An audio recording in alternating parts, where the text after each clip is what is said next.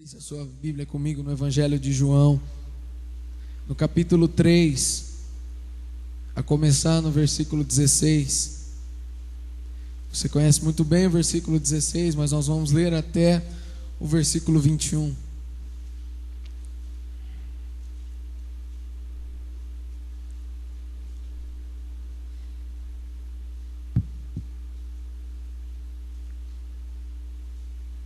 Evangelho de João, capítulo 3, versículo 16. O Evangelho de João é o quarto dos 4 evangelhos na Bíblia. Primeiro é Mateus, Marcos, Lucas, depois é João. Quando você ouvir a expressão evangelho, não se refere à palavra, se refere a esses 4 livros. Esses 4 livros contam a biografia de Jesus, a vida de Jesus. Se você quiser saber a respeito da vida de Jesus, você tem que ler esses 4 livros. Eles contam a respeito da vida, da morte, do ministério, dos ensinamentos de Jesus. Amém? Então vamos lá, começando no versículo 16. Porque Deus amou o mundo de tal maneira que deu o seu Filho unigênito para que todo o que nele crê não pereça, mas tenha a vida eterna. Você pode dizer um amém por isso? Porque Deus enviou o seu Filho ao mundo não para que julgasse o mundo, mas para que o mundo fosse salvo por ele. Quem nele crê não é julgado. O que não crê já está julgado, porquanto não crê no nome do unigênito Filho de Deus. O julgamento é esse, que a luz veio ao mundo, e os homens amaram mais as trevas do que a luz, porque as suas obras eram más. Pois todo aquele que pratica o mal aborrece a luz e não se chega para a luz, a fim de não serem arguidas ou reveladas as suas obras. Quem pratica a verdade aproxima-se da luz, a fim de que as suas obras sejam manifestas, porque feitas em Deus. Amém? Esse texto que nós lemos, esse pequeno trecho da palavra que nós lemos, ele começa com um versículo que praticamente traduz a essência de toda a Bíblia, que é o João 3,16. Porque Deus amou o mundo de tal maneira que deu o seu Filho unigênito, para que todo aquele que nele crê não pereça, mas tenha vida eterna. É um amor que não adianta, você e eu não vamos conseguir compreender. E se você quiser compreender o amor de Deus, você vai pirar, você vai morrer e você não vai desfrutar disso, porque é impossível para nós, na nossa limitação, compreendermos esse amor que chegou a esse ponto de entregar o seu próprio Filho em favor de pessoas que não mereciam e não merecem absolutamente nada. Com certeza você e eu já passamos por várias experiências de tentarmos ajudar alguém, de queremos investir na pessoa e a pessoa não querer, não reconhecer, e você fala: velho, quer saber de uma coisa? Larga a mão, não quer nada com nada. Imagina alguém pior ainda. Imaginou? Multiplica por 10. Multiplicou? Eleva ao cubo. Elevou? Sou eu e você diante de Deus. E ainda assim, ele sacrificou o próprio Filho em favor de nós, em favor da minha vida, em favor da sua vida. Meu querido, se você começar a olhar para dentro de você e achar que você merece alguma coisa, algum favor de Deus, você está enganado. Por merecimento nós temos a condenação. O que é a condenação? É a morte eterna. Por quê? Porque o pecado está dentro de nós. E se você se deixar ser conduzido, os seus pés sempre se apressarão para o mal, sempre se apressarão para o pecado. Por quê? Porque é uma essência que está dentro de nós. Veio desde Adão e vem corrompendo o homem por todos esses séculos, por esses milênios. E isso está dentro de uma forma muito intrínseca dentro de cada um de nós. Então não se engane, nós não merecemos nenhum favor de Deus, mas mesmo assim Ele deu o seu Filho, para que, se nós crêssemos nesse sacrifício e recebêssemos esse sacrifício, nós não caminhássemos por aquilo que nós já estávamos condenados a caminhar, que era para a condenação, mas recebemos a vida eterna. Mas é necessário que nós reconheçamos essa obra, nos convertamos dos nossos maus caminhos, venhamos a nos arrepender genuinamente. E aí ele fala, porque o Filho de Deus, ele não veio para julgar. Quando Jesus Cristo veio, realmente ele não veio para julgar, ele não veio trazer juízo. O dia do juízo está marcado, mas não foi o dia que Jesus veio aqui. Quando Jesus veio aqui, segundo a palavra de Deus, ele veio para nos salvar, para nos resgatar. Ele veio para dizer assim: olha, é o seguinte, o dia do juízo não é hoje, vai vir, mas eu vim aqui para salvar vocês, porque se o dia do juízo chegar, vocês todos estão perdidos. E eu vim aqui para dar uma oportunidade para vocês. Eu vou morrer no lugar de vocês, eu vou me sacrificar no lugar de vocês, eu vou receber a condenação que estava sobre vocês, para mim, para que vocês possam ser salvos, para que no dia do juízo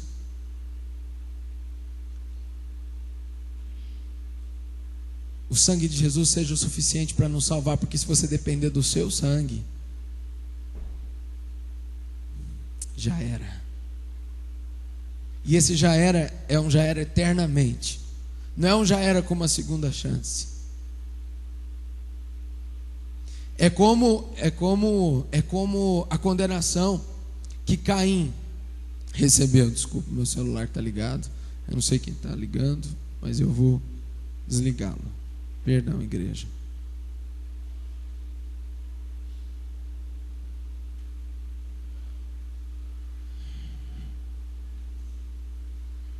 É igual a condenação que houve sobre Caim. Caim não teve uma segunda chance. Quando ele recebeu a sentença de Deus, acabou ali. Falou: Caim, você vai viver errante por toda a terra, porque ele matou Abel. Você vai viver errante por toda a terra. Se você plantar, não vai dar nada.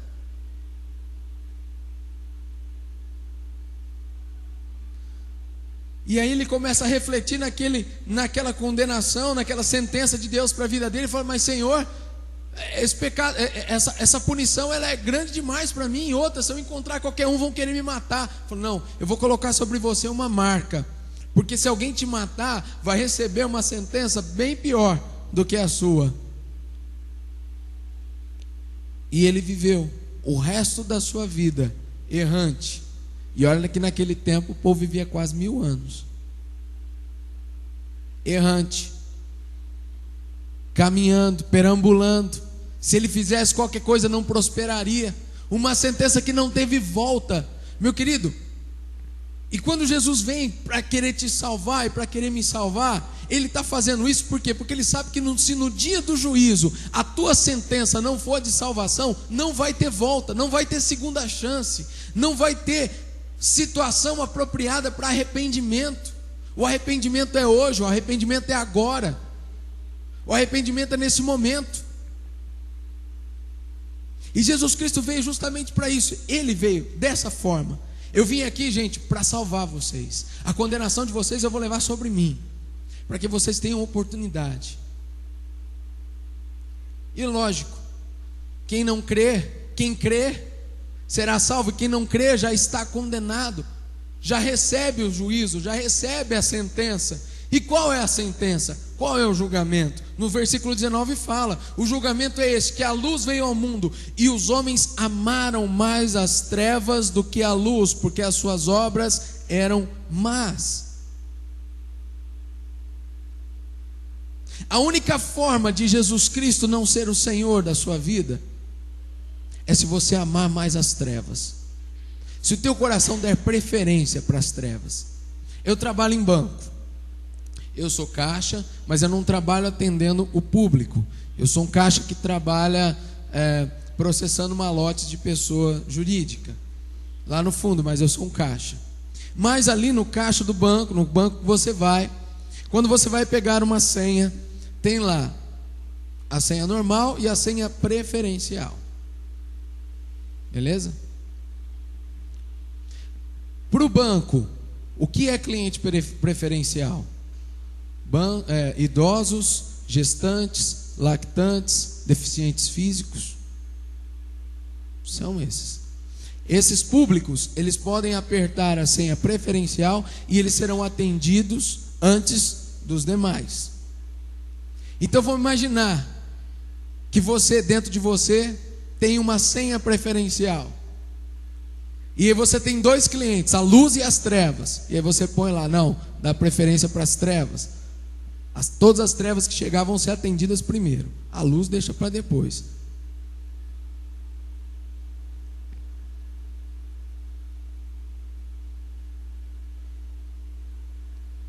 E quantos de nós damos preferência a estarmos envolvidos com as trevas? Sabe por quê? Porque andar na luz não é fácil. Quando você anda na luz, tudo que está em você se torna visível. E aquele que se importa com a luz, se importa que se houver alguma coisa de mal, que seja de imediato revelada, para que aquilo seja curado, seja tratado.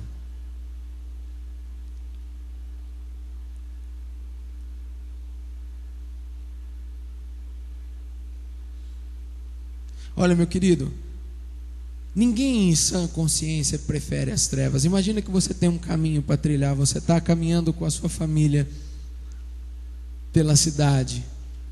Aí a hora que você vai assim fazer o caminho que você costuma, você vê que todas as luzes daquele caminho, você está caminhando a pé, daquele quarteirão estão apagadas. E você não está vendo nada, está um breu total. Em compensação, se você der a volta no quarteirão ali, o outro caminho está iluminado, eu tenho certeza. Se for tarde da noite, você vai preferir o caminho iluminado do que andar pelas trevas, por aquilo que você não está vendo. Mas todas as vezes que nós ignoramos a obra de Deus na nossa vida, nós sempre estaremos escolhendo as trevas. Se você estiver totalmente sujo, rasgado, cheio de feridas, imundo, feio, talvez seja melhor para você ficar num lugar onde você está escuro e quase ninguém está te vendo. Por quê? Porque se você vir a luz, todos vão ver o quanto você está feio, o quanto você está sujo, o quanto você está imundo. Mas ainda assim é necessário, porque senão nós deixaremos sempre que as trevas nos envolvam, e nós seremos consumidos por ela, e seremos condenados por causa dela. Andar na luz não é fácil. É chegar diante do seu líder, é chegar diante do seu pastor: eu pequei. Tem um dos meus discípulos, filhos na fé mesmo, que ele tem o costume de sempre vir e conversar comigo. E outro dia ele me mandou uma mensagem: Fer, olha, é o seguinte, eu estou meio sem tempo, está meio complicado, mas é o seguinte, olha, eu pequei, eu fiz isso. Mandou por mensagem, por SMS. Esse foi o meu pecado, eu fiz isso. A hora que você quiser, você me chame para a gente conversar. Andar na luz não é permitir que as trevas te envolvam e te separem daquilo que Deus tem. Eu sei que é feio, o pecado é feio mesmo. E o diabo vai tentar te convencer de que ele é tão feio, de que não vale a pena você expor. Não vale a pena você contar para o seu líder, não vale a pena você procurar o seu pastor e falar: olha aqui que coisa feia que eu tenho. Mas todas as vezes que nós fazemos isso, nós estamos preferindo as trevas. E meu querido, não adianta. Existe uma essência de pecado dentro de você que vai produzir algum tipo de coisa feia, que é difícil de se expor à luz. Mas eu quero te dizer uma coisa: se você preferir as trevas ao invés da luz, não adianta você vir à igreja e cantar hinos e se emocionar e fazer alguma coisa. Meu querido, o estilo de viver na luz é um estilo de salvação. Jesus Cristo é a luz, Ele veio para trazer luz ao mundo, salvação ao mundo. E se você ignora isso, você simplesmente ignora: não, o fato de vir à igreja está bom, o fato de eu estar dizimando já está bom, de cumprindo alguns princípios, amém. Você está cumprindo os princípios de Deus, continue cumprindo. A Bíblia diz que aquele que é santo, santifique-se ainda mais, prossiga em ser santo. Mas meu querido, andar na luz é ter as suas obras reveladas, aquilo que é a tua essência sendo revelada diante de Deus. E se você ignorar isso, se você não der preferência, para viver na luz, você vai estar envolto em trevas. E o julgamento é esse: que os homens amaram mais as trevas, deram preferência. A tua senha preferencial lá está dizendo: trevas, venham em mim.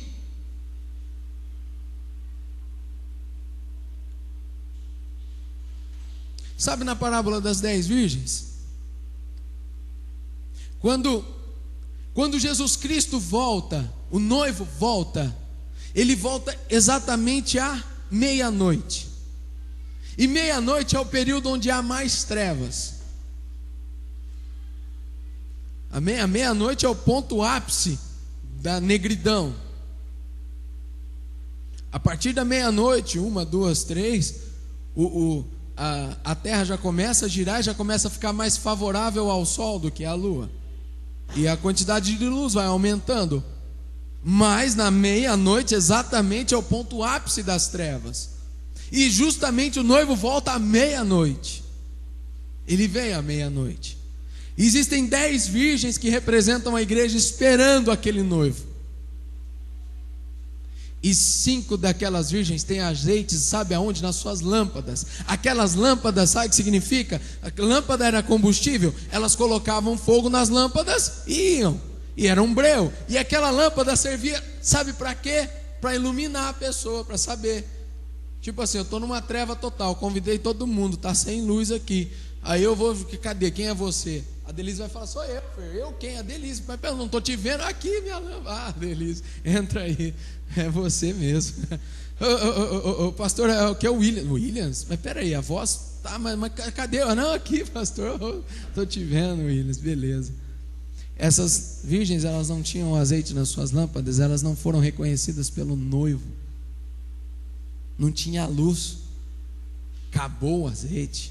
Trevas, envolvidas em trevas, no momento de mais trevas, e ainda envolvido em trevas, sem lâmpada, sem azeite, sem luz na sua vida. Algo que identificasse quem ela era. Existe luz sobre você? Deve existir, porque Isaías fala: levanta-te, resplandece, e vem a luz do Senhor sobre ti.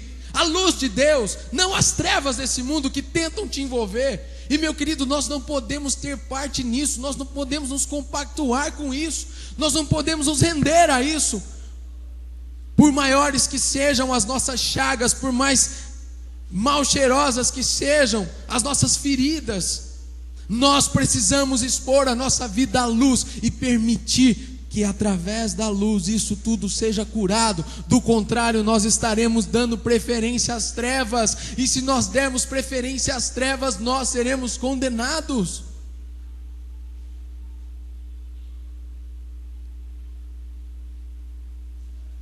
Se eu e você nos escondermos, nós podemos nos esconder, nós podemos viver uma vida inteira vindo à igreja escondidos. Não, ninguém me acha. Eu estou indo na igreja, mas eu fico ali, num cantinho. O pastor não me vê, o irmão não me vê. Acabou o culto, deixa eu já ir embora. Não, às vezes você tem compromisso mesmo, você precisa ir embora. Mas às vezes tem pessoas que fazem questão de ir embora para que ninguém venha conversar, porque quer ficar no anonimato. Mas meu querido, os olhos do Senhor estão sobre a sua vida, e Ele quer fazer resplandecer a luz dele em você. Não se esconda. Não permita que as trevas encubram a obra de Deus sobre a sua vida.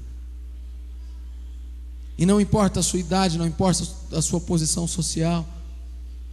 O que importa é que o Senhor Jesus te chamou. Pois aquele, no 20, pois aquele que pratica o mal aborrece a luz e não se achega para a luz. Olha só, não se achega. Realmente é ficar escondido e não se achegar. Meu Deus, eu vou expor essas obras más, eu vou deixar que todos vejam, todos entre aspas, mas eu vou expor essa minha feiura, eu vou expor esse negócio que me causa vergonha. Precisa, meu querido, porque Jesus se tornou a vergonha de todos nós, para que eu e você tivéssemos a oportunidade de sermos salvos, justificados, limpos, lavados, remidos. Se Jesus tivesse vindo naquele momento para julgar, Eu e você não teríamos a oportunidade da salvação, mas Ele veio para salvar, e essa salvação ainda ecoa, porque o julgamento não veio. Mas se você preferir as trevas do que a luz, o julgamento é esse: você preferiu as trevas, então nas trevas você vai viver. Você não se permitiu andar na luz, você aborreceu a luz, você amou as trevas, você preferiu as trevas.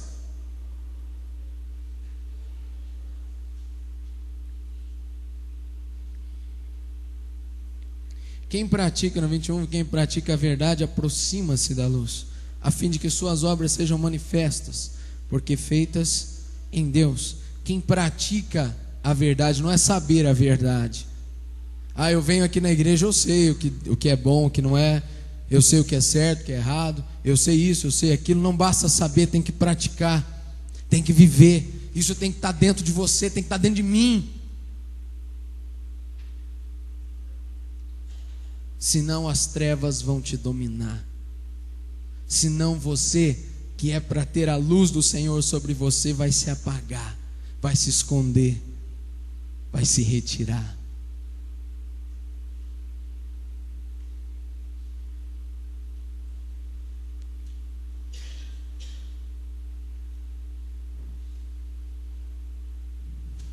Agora eu vou entrar naquilo que o Senhor começou a ministrar comigo a respeito no louvor. Deus me fez lembrar de Jacó e da postura que ele teve. Se você não lembra de Jacó, eu vou recordar. Jacó é um irmão gêmeo de Esaú, mas provavelmente eles eram gêmeos bivitelíneos. Univitelíneos são gêmeos, idênticos. Bivitelíneos são gêmeos diferentes. Pode até nascer um homem e uma mulher, porque são resultado da fecundação de 2 óvulos. Então, Jacó provavelmente era um gêmeo bivitelíneo. Ele era bem diferente do seu irmão, mas o irmão dele nasceu primeiro, Esaú. E o irmão dele era robusto, era peludo, ele era caçador. E Jacó era um cara pacato. Mas Jacó sabia da bênção que existia sobre a primogenitura, sobre aquele que havia de nascer primeiro. E quando o pai dele, Isaac, que era o filho da promessa de Abraão, lembra? Abraão, Isaac, e a continuidade dá em Jacó, né? Você já ouviu essa história, né? O Deus de Isaac, Abraão e Jacó. Na verdade deveria ser o Deus de Isaac, Abraão e Esaú, mas Esaú vendeu a sua primogenitura. Ele vendeu a sua primogenitura. O irmão dele, vendo que ele estava cansado, Jacó, chegou para ele, perto dele, com um guisado e um prato de lentilhas. E aí foi o estupim. Fala: rapaz, me dá isso daqui. Me dá isso daqui que eu preciso matar a minha carne. Eu preciso saciar minha carne, eu preciso saciar minha vontade. Eu dou, com uma condição: tua primogenitura a partir de agora passa a ser minha. E aí? Falar: que primogenitura? De que me adianta agora o meu dinheiro, de meu direito de primogenitura? Eu estou com fome. Fica com a primogenitura e me dá isso aqui de comer. Ele não valorizou. Então Jacó foi, a atitude de Jacó foi ruim, mas a de Esaú foi 1000 vezes pior, porque ele abriu mão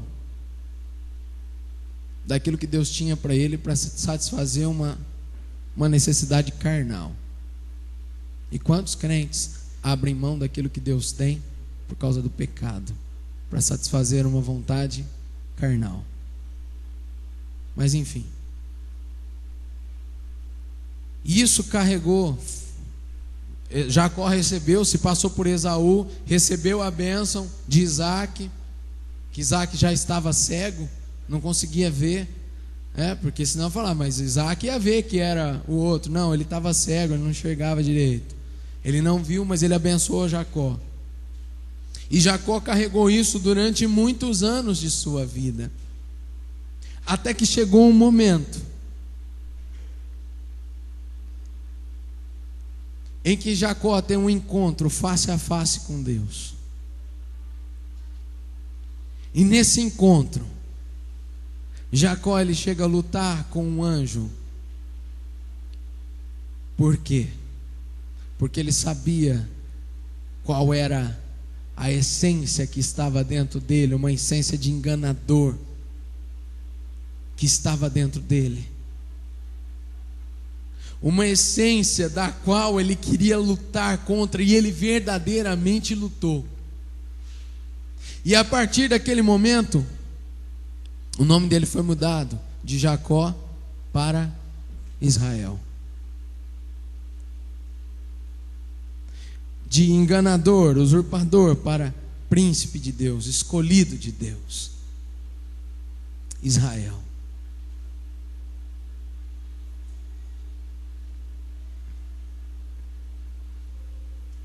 E eu quero profetizar e declarar que se as trevas têm te seguido ou têm te envolvido, em nome de Jesus, assim como Jacó, você vai lutar contra essa circunstância, para que venha a luz do Senhor sobre a sua vida. Entenda, Jacó recebeu, mesmo que roubado, o direito à primogenitura. Existia uma bênção sobre ele, existia uma promessa sobre ele, existia como existe sobre a sua vida. Existe. Se eu disser que não existe, eu estou errado. Existe.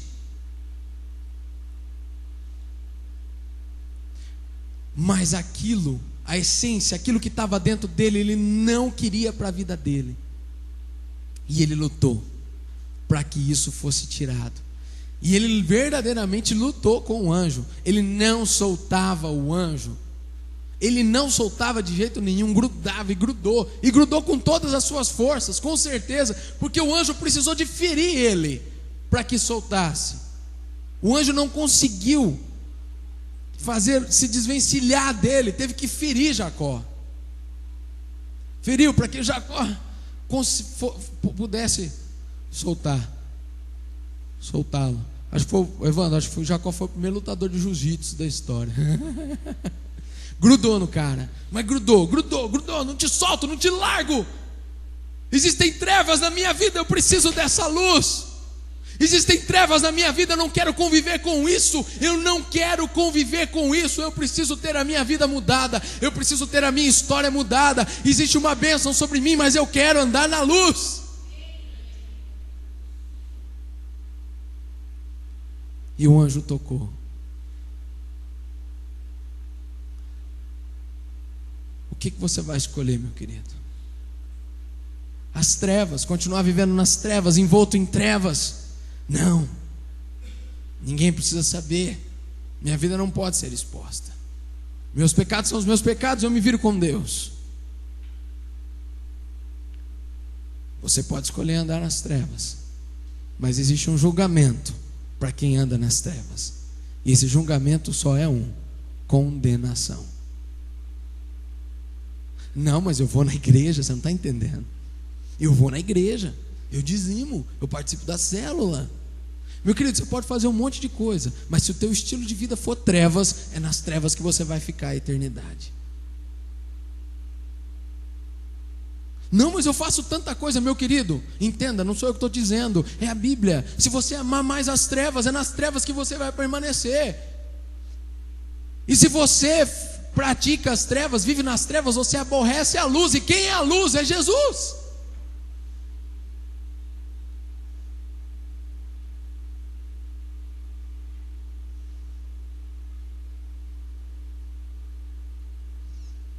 Ele veio para nos salvar. Ele veio para nos tirar dessa condenação. Agora, sair debaixo dessa condenação não é uma coisa que eu posso chegar sobre a Denise. Denise, agora, porque eu estou determinando, você está debaixo da condenação. Você está salva. Eu tenho esse poder? Não. E nunca vou ter. E ninguém de vocês vai ter. A única coisa que vai determinar a tua salvação, a tua condenação, é a tua decisão. Ou eu decido a andar na luz, ou eu decido andar nas trevas. Ou eu decido me converter dos meus maus caminhos, ou continuo praticando eles. Ou eu decido entregar a minha vida para o Senhor Jesus, reconhecendo Ele como Senhor e Salvador da minha vida. Ou eu ando segundo as minhas próprias vontades. Ou a palavra de Deus é aquilo que determina os meus passos, ou são os meus olhos e o meu coração. Meu querido, é uma decisão, você faz a escolha. Você que dá a preferência lá, na tua senha lá. Quem é o preferencial?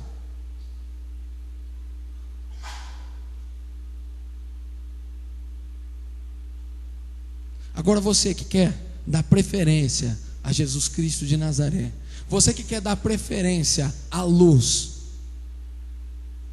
e até hoje não fez um compromisso real com o Senhor Jesus, reconhecendo Ele como Senhor e Salvador da sua vida, eu digo, o dia é hoje, o tempo é agora.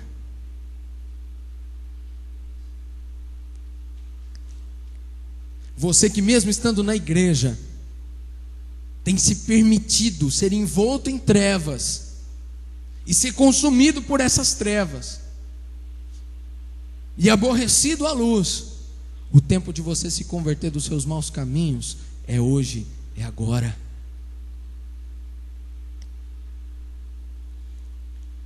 Por isso, se você se enquadra em alguma dessas situações, eu quero pedir para você se colocar de pé no seu lugar, eu quero orar por você.